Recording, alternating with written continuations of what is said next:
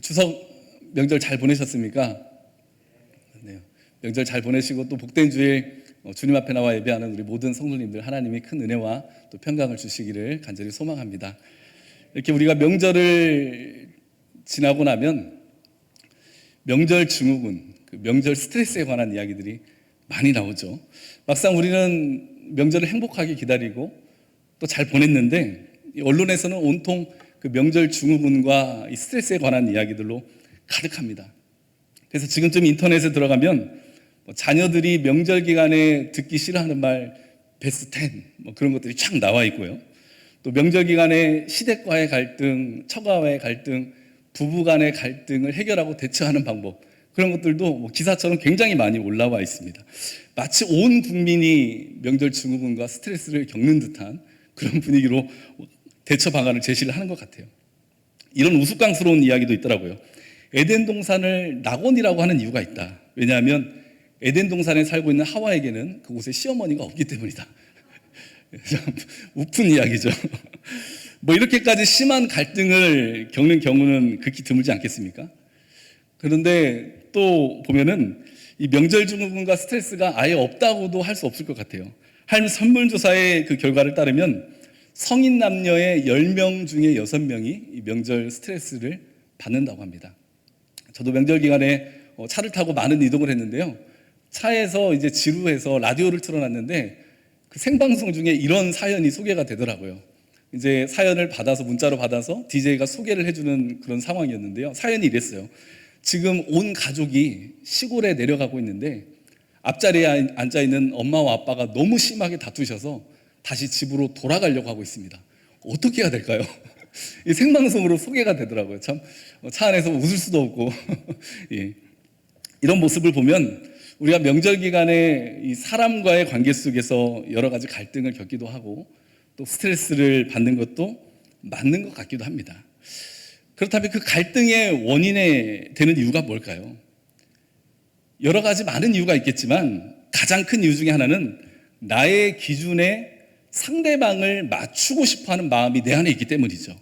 내 자신이 기준이 되어서 이럴 때는 이렇게 나에게 말해줬으면 좋을 텐데, 이럴 때는 이렇게 행동해주면 좋을 텐데, 그러니까 나의 기준에 나의 부모님을, 나의 자녀를, 며느리를, 사위를, 가족들을 또 주위 사람들을 맞추려 하다 보니 때로는 상대방과의 그 관계 속에서 우리가 갈등이 생기기도 하는 것입니다.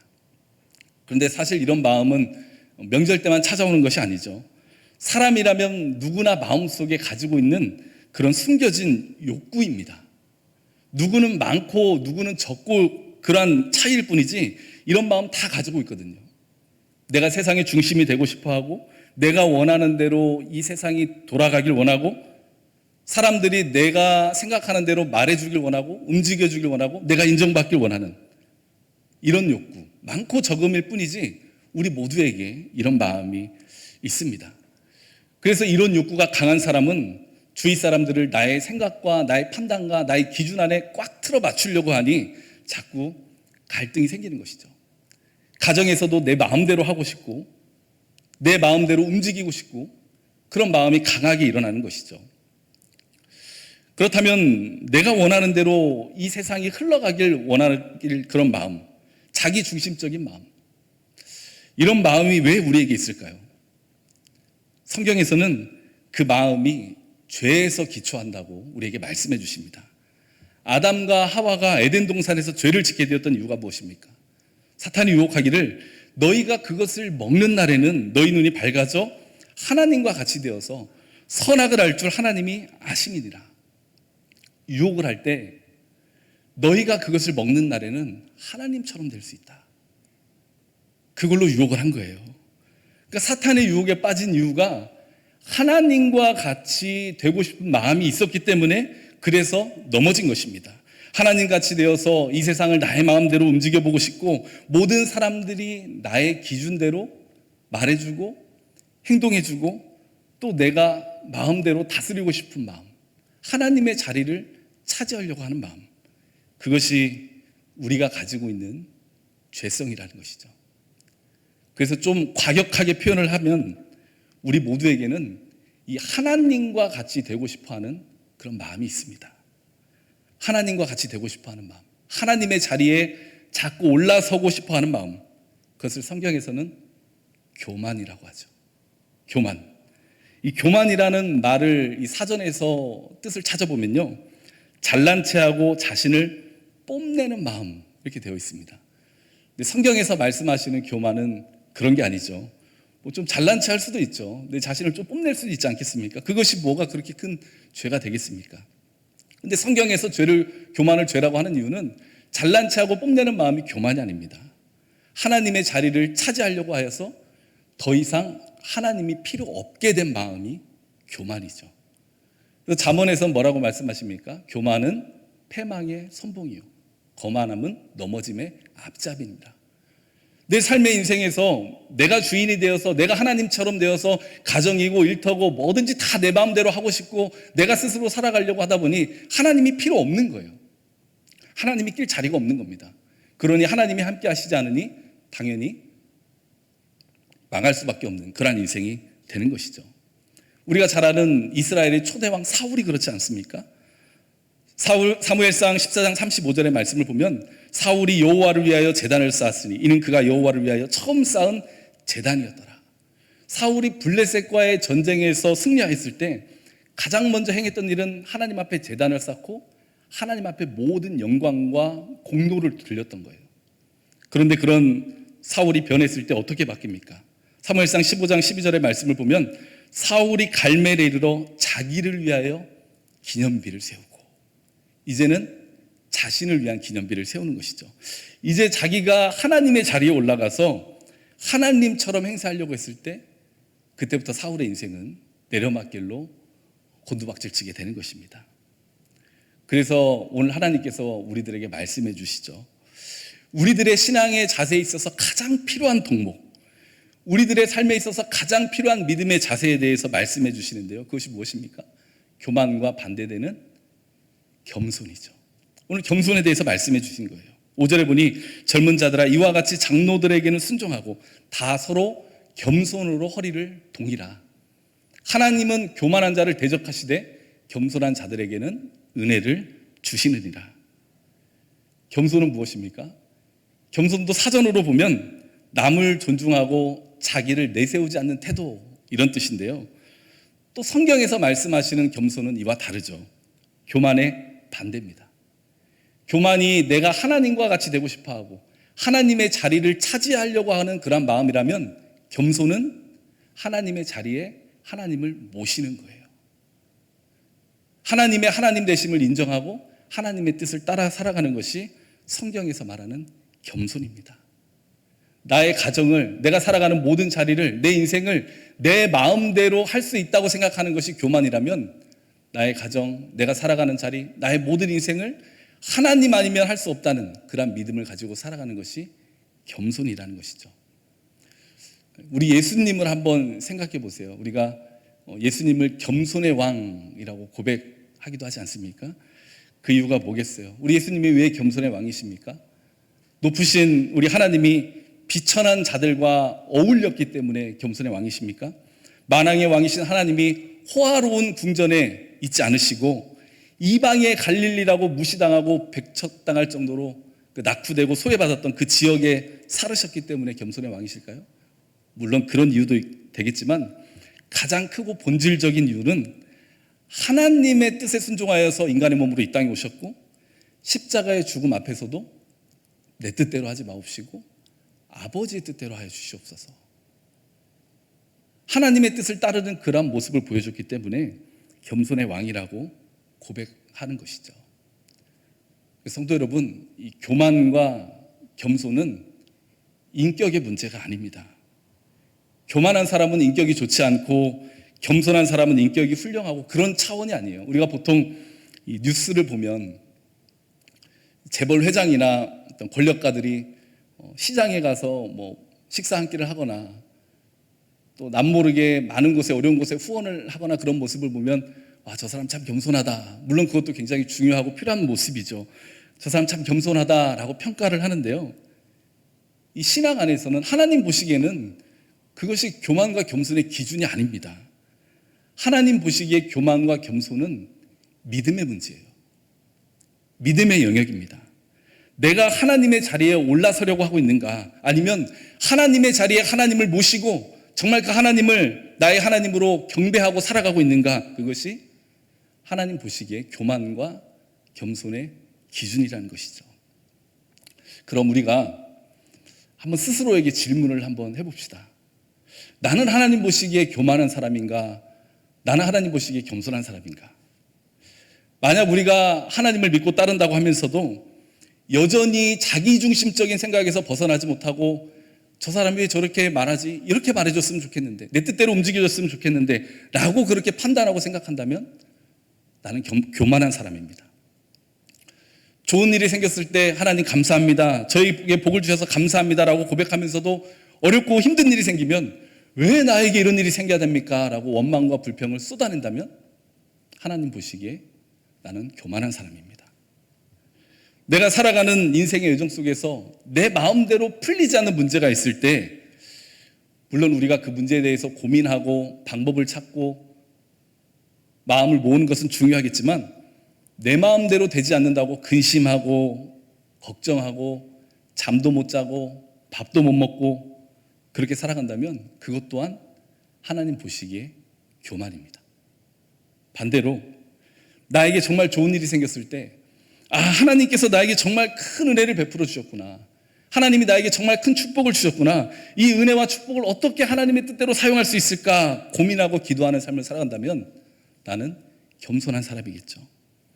또 나에게 불행이 닥쳐오고 어려움이 닥쳐오고 힘든 일이 생겼다 할지라도 하나님께서 이 일을 통해서 이루실 일이 분명히 있겠구나, 더 하나님을 의지하고 붙잡고 나아간다면 나는 겸손한 사람입니다.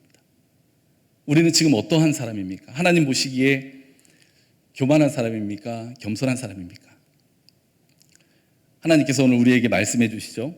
젊은 자들아, 이와 같이 장로들에게 순종하고 다 서로 겸손으로 허리를 동이라. 여기서 말씀하시는 젊은 자, 이 장로들은 단순히 나이가 적은 자, 연륜이 있는 자, 그런 사람만을 뜻하는 것이 아닙니다. 이 부분에 대해서 여러 가지 해석이 있지만 젊은이는 신앙적으로 미숙한 사람을 뜻하는 것이고요, 장로들은 신앙적으로 성숙한 사람을 뜻하는 것입니다. 그러니까 결론적으로는 다 겸손으로 허리를 동이라, 겸손의 옷을 입어라. 모두가 아직 신앙의 초보 단계이든 평생 예수 믿고 살아서 어느 정도 신앙이 성숙하든 우리가 하나님 앞에 설 때까지 간직해야 되는 믿음의 태도와 자세가 있는데 바로 겸손이다. 겸손의 옷을 입어라. 젊은 사람도 나이 든 사람도 모두가 서로 다 겸손의 옷을 입어라. 왜 그렇겠습니까? 하나님은 교만한 자를 대적하시되, 하나님께서는 교만한 자를 어쩔 수 없이 물리칠 수밖에 없다라는 거예요. 그러니까 베드로 사도는 이런 마음입니다. 여러분, 스스로를 하나님이라고 생각하고 그 하나님의 자리에 올라가서 사람과의 관계 속에서 내가 살아가는 모든 자리에서 내가 원하는 대로 되기를 원하는 사람, 내 마음대로 모든 것이 이루어지길 원하는 사람은, 그런 사람의 인생에는 하나님이 낄 자리가 없습니다. 하나님이 무언가를 하고 싶어도 하나님이 행할 영역이 없습니다. 그러니 하나님은 교만한 자를 물리칠 수밖에 없습니다. 지금 그런 선포를 하고 있는 거예요. 또 겸손한 자들에게는 은혜를 주시느니라. 그러니 여러분, 겸손하십시오. 저는 하나님 없으면 안 됩니다, 하나님께서 제 삶의 주인이십니다, 이런 믿음을 가지고 살아가십시오. 그러면 이제 이어서 나오는 6절 7절의 말씀처럼, 그러므로 하나님의 능하신 손 안에서 겸손하라. 때가 되면 너희를 높이시리라. 너희 염려를 다 주께 맡기라. 이는 그가 너희를 돌보심이라. 그렇게 겸손히 하나님의 하나님 되심을 인정하고 살아가면 하나님께서 돌봐주십니다. 도와주십니다. 여러분은 피조물일 뿐입니다. 하나님께서 일할 수 있도록 제발 하나님의 자리를 내어 드리십시오. 이러한 선포를 하고 있는 것이죠. 사랑하는 성도 여러분, 우리가 하나님 앞에서 겸손한 자의 모습으로 살아갈 수 있기를 간절히 소망합니다. 그것을 먹는 날에는 내가 하나님과 같이 되리라. 그 하나님 자리에 앉고 싶어하는 교만한 마음, 내가 하나님의 자리에 올라가려고 하는 것이 아니라 하나님의 자리에 하나님을 모시고 살아갈 수 있기를 간절히 소망합니다. 그렇게 우리가 교만한 모습을 내려놓을 때, 그때서야 비로소 우리가 가정에서도 내 마음대로 하려고 고집부리지 않을 수 있는 것이죠. 사랑하는 가족들, 사랑하는 사람들, 모든 사람들을 하나의 인격체로 존중해 줄 수 있는 마음의 여유가 그 믿음 안에서 생기는 것입니다. 하나님 앞에 주권을 맡기고 오히려 내가 낮아지고 그때부터는 섬기고 살아갈 수 있는 것이죠. 그것은 성품으로 되는 게 아니에요. 성품에는 한계가 있습니다.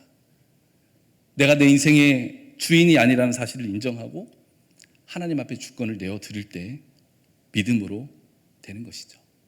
그러한 겸손한 믿음을 가지고 살아가는 나를 통해서 가정에 평화가 오고 내가 속한 공동체에 평화가 오게 되는 것입니다. 오늘 계속해서 이 겸손 다음에 이제 염려도 나오는데요. 염려도 마찬가지예요.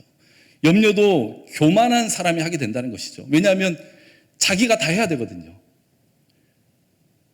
자기가 하나님의 자리에 올라가려고 하니 자기가 원하는 대로 다 흘러가야 되거든요. 내 자녀도, 내 인생도, 내 삶도 내가 책임져야 되고 내가 스스로 다 운행해 나가야 되고, 그러니 그 인생이 얼마나 염려가 많겠습니까? 얼마나 피곤하겠어요. 그런데 겸손한 사람은 염려하지 않을 수 있습니다. 왜냐하면 하나님의 사랑하심과 하나님의 전능하심과 하나님의 주권을 믿기 때문에 나의 인생을 다 맡길 수 있기 때문이죠. 그러니 겸손한 사람은 염려하지 않을 수 있습니다.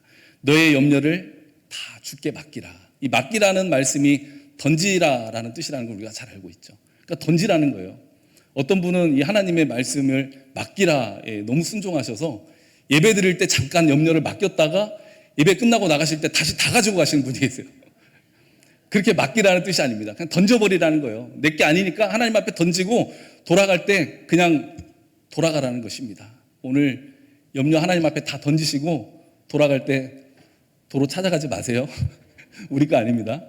하나님이 지금 그 말씀하고 있는 거예요. 그러면 너희를 돌보심이라. 이 돌봐준다, 이 말씀은 단순히 돌봐준다, 관심을 가져준다, 케어해준다, 거기서 멈추는 것이 아니라 모든 것을 뛰어넘어서 아름답게 만드시는 하나님의 계획이 있을 것이다, 그 뜻입니다.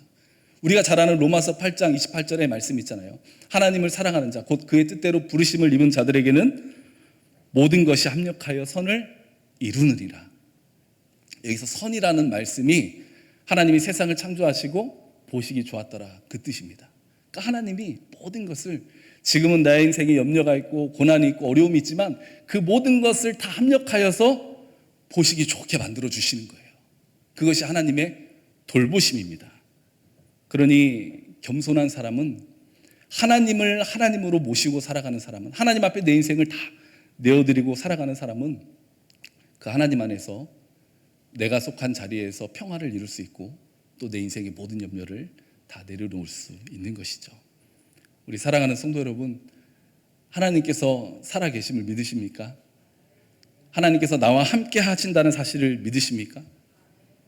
우리와 함께 하시죠. 우리가 부활의 주님을 믿는다는 것은 예수님께서 2000년 전에 이 땅에 오셨다가 십자가에서 죽으시고 부활하셔서 승천하셨다, 그 역사적인 그 시간적인 사건에서 끝나는 것이 아닙니다.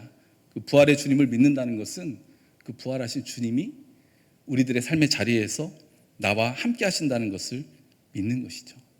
그 부활의 주님께서 내 인생의 주인이 되어주시고 나를 책임져 주신다는 것을 믿는 것입니다. 우리가 그 부활의 주님을 내 인생의 주인으로 모시고 살아갈 때 나의 욕심도 내려놓을 수 있고 나의 자존심도 내려놓을 수 있고 나의 아픔과 상처도 다 내려놓을 수 있고, 그 믿음 안에서 우리는 넉넉해진 마음으로 품어주고 용서하고 세워주고 사랑하고 내가 속한 가정과 모든 공동체에서 평화를 이루고 살아가는 그러한 사람이 될 수 있을 것입니다. 또 부활의 주님께서 합력하여 선을 이루시고 나의 삶을 인도해 주신다는 그 사실을 믿을 때 나에게 주어진 작은 것 하나에도 우리가 감사하고, 또 어떠한 고난과 어려움이 닥친다 할지라도 우리가 염려와 근심과 두려움을 내려놓고 하나님의 주권을 인정하고 우리가 소망 가운데 살아갈 수 있는 것이죠. 오늘 우리에게 주신 말씀을 기억하고 우리 모두가 겸손한 믿음으로 또 스스로 나는 겸손한 사람입니다 라고 고백하며 살아갈 수 있기를 간절히 소망합니다. 우리 같이 한번 저를 따라서 고백해 볼까요? 나는 겸손한 사람입니다. 좀 쑥스러우신가요? 겸손을 인격의 문제로 고백하면 쑥스럽죠. 나 겸손하지 못한데. 내 자신을 드러내고 싶기도 하고 나는 인격적으로 성품으로 보면 참 부족한 게 많은데, 그런데 우리가 겸손한 사람이라고 고백할 수 있는 이유는 겸손은 인격의 문제가 아니에요. 믿음의 영역입니다. 하나님께서 내 삶의 주인 되시고 그 하나님이 나와 함께 하신다는 그 믿음의 고백이 나는 겸손한 사람입니다. 이 고백이라는 것이죠. 내가 인격적으로 뛰어나다는 것이 아니라 저는 하나님을 제 인생의 주인으로 삼고 하나님의 뜻에 따라 살아가기를 노력하는 사람입니다. 이것이 나는 겸손한 사람입니다. 라는 믿음의 고백인 것입니다. 다시 한번 고백해 보겠습니다. 나는 겸손한 사람입니다. 네, 그렇습니다. 우리는 하나님을 내 인생의 주인으로 모시고 살아가는 사람들인 줄 믿습니다. 그러니 우리가 늘 기도해야 될 것입니다. 하나님, 저는 겸손한 사람이 되길 원합니다. 제가 하나님의 자리에 올라서지 않도록, 그런 교만한 마음을 갖지 못하도록 하나님 저를 도와 주시옵소서. 그래서 내 주변에 있는 사람들, 내 가족들, 내가 속한 공동체에서 내가 원하는 대로 말해주고 내가 원하는 대로 행동해주는 것을 기대하는 것이 아니라 오히려 하나님 주권을 인정하고 그 넉넉한 마음으로 믿음 안에서 품어주고 사랑하고 이해하며 살아갈 수 있도록 도와주시옵소서. 이게 우리의 기도 제목이 되어야 될 것입니다. 또 하나님, 저는 겸손한 사람이 되길 원합니다. 제 인생을 제가 스스로 책임지고 제가 원하는 대로 흘러가길 바라는 그런 마음이 아니라 나의 인생 가운데 행하시는 하나님의 사랑하심과 전능하심과 또 인자하심을 평생 의지하며 살아갈 수 있도록 도와주시옵소서. 이 믿음으로 기도하고 우리가 나아갈 때 인생의 모든 염려 또한 내려놓을 수 있게 되는 것이죠. 그러므로 하나님의 능하신 손 아래에서 겸손하라. 때가 되면 너희를 높이시리라. 염려를 다 주께 맡기라. 이는 그가 너희를 돌보심이라. 하나님을 하나님으로 인정해드리는 그러한 겸손한 믿음 가운데 내가 속한 자리에서 낮은 자의 모습으로 섬기고 또 사랑하며 그 모습을 통해서 평화를 이루어 가시고 하나님의 인도하심을 기대하며 인생의 염려를 다 내려놓고 기쁨과 소망과 자유함 가운데 힘있게 살아가시는 우리 모두가 될 수 있기를 주님의 이름으로 축원합니다. 하나님, 순간마다 나도 모르게 하나님의 자리에 올라가려고 하는 그런 교만한 마음이 우리들에게 있음을 회개하고 고백합니다. 그럴 때마다 하나님을 하나님으로 인정하고 내 삶의 주인으로 고백할 수 있는 그 겸손한 믿음으로 우리의 허리를 동이게 하여 주시옵소서. 그래서 사람과의 관계 속에서도 나의 욕심과 자존심을 내려놓고 모든 것을 주님께 맡기며 평화의 도구로 쓰임받게 하여 주시고 또 주님께서 모든 것을 돌보아 주신다는 믿음 안에서 인생의 모든 염려를 내려놓고 힘있게 믿음으로 전진하며 살아갈 수 있도록 인도하여 주시옵소서.